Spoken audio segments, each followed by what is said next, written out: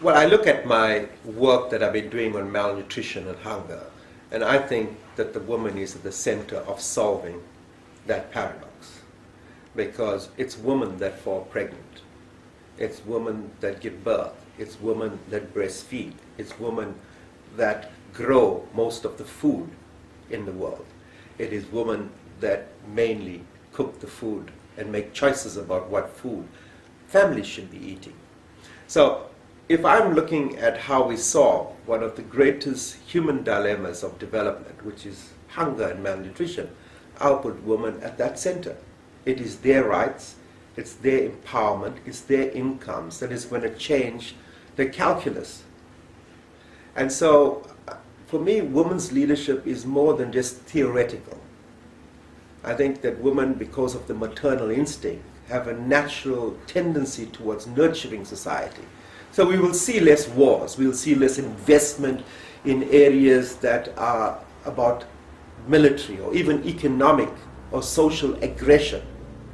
You know, there are not many wars in the world, in human history, that we can say are caused by women. It's led by men. So I would say that the issue of women's leadership is critical in solving the human development challenges of the 21st century. If I look at the environment, it is women that are impacted on most because they are producing the food and they experiences the shortages of water, the shortages of food. They are the ones that have to pay for this. And usually in a family where food is in such great shortage, mainly because of climate change or because of speculation in the market that puts basic staple foods like rice and flour out of range of people earning less than $2 a day. What happens in that home? At a microcosm, it'll be the mother that eats last or doesn't eat at all because the children are her priority. And therefore the decline of the mother's health and the mother's mortality will have a huge impact on that family and that community. That is our challenge. If one looks at violence and conflicts and civil war, nearly 1 in 3 people in the world today lives in an area affected by conflict.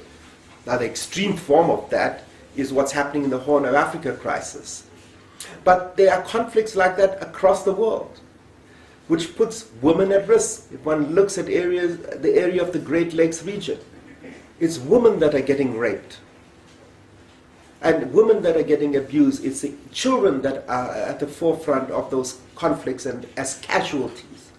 So I think women's leadership is more than a luxury. It is a necessity. It is a priority that we should be making.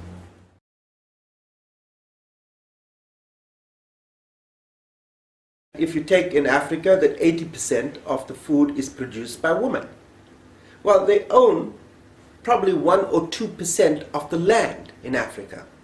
If you're talking about accessing extension services in agriculture, they probably access around 10% of that support. So we find that women are excluded at every level within the industrial economy from positions of executive leadership. If they are employed within the ranks of the working force, or the working people, you'll find that there's a disparity in the wage levels being paid.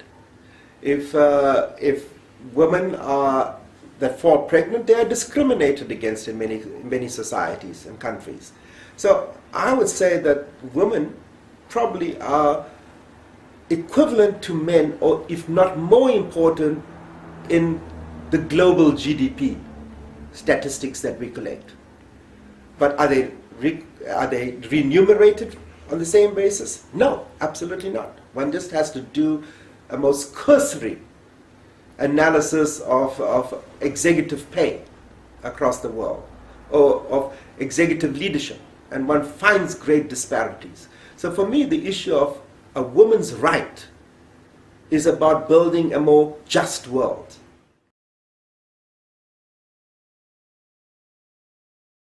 I think women's rights have had a long and historic struggle, starting off with actions taken by the suffragette movement, which gained the political franchise for women.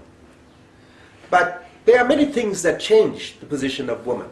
The fact of the Second World War, sent men off to fight wars that really didn't represent the interests, but that's another issue. But what it allowed women is to come onto the shop floor because the industry had to continue. The economy had to continue.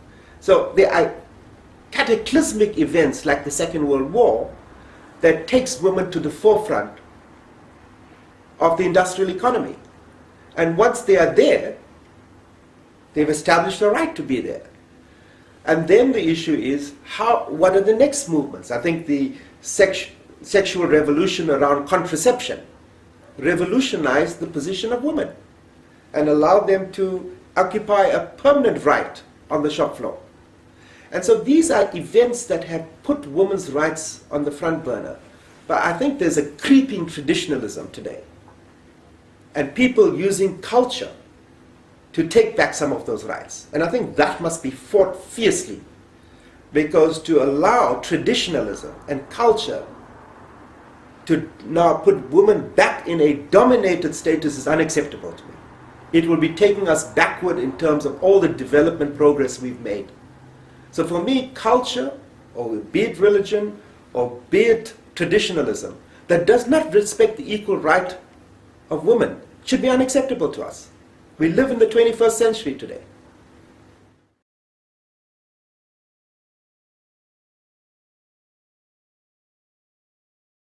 Oh, I have thousands of examples where women have taken leadership and have become established leaders at a community level.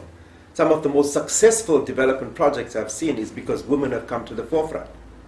I've seen cooperatives where women organize themselves around access to microcredit. Millions of women that have liberated themselves. So I look all around me, even in my own life, the role that my mother played with me taught me the basic values of how to respect people, irrespective of their religion, or their color, or their race, or their nationality, or their sex. So women are important in laying the foundation for the value system that we need in the world. So the most successful examples of societies that have evolved have been ones where in communities where women have been in leadership.